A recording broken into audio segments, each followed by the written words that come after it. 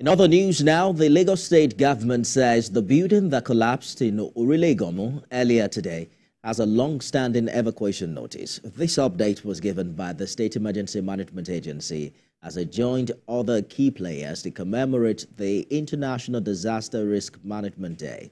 TVC News senior reporter Orile-Iganmu has more. The building collapse occurred a day after the world marked the International Disaster Risk Management Day. Although no life was lost, the incident came as a shock in what could have been a major disaster. To avert building collapses like this one, the Lagos state government is sensitizing residents through this walk on the need to be safety conscious. The theme of this year's event is empowering the next generation for a resilient future. We want to key into every plan, every pivotal plan of the state government. And of course, we want to align it with the plan and the strategy of disaster risk reduction in order to ensure that Lagos State, not just 30%, 50%, we are looking at the end of the day, at the end of a few years, 90% of the people of Lagos State will be informed.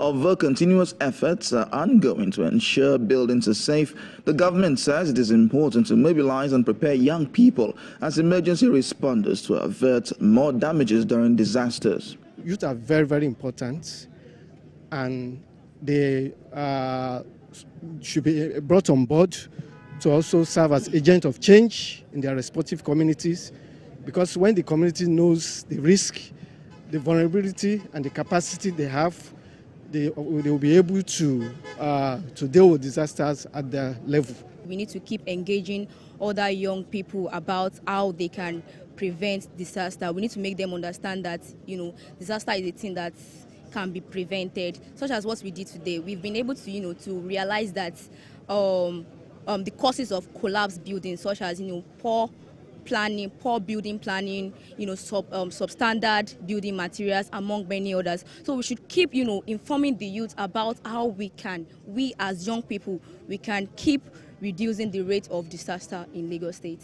The government believes that this take-on-their engagement would further ensure a reduction of building collapses in Lagos and further reduce risk associated with staying in a bustling city like Lagos State.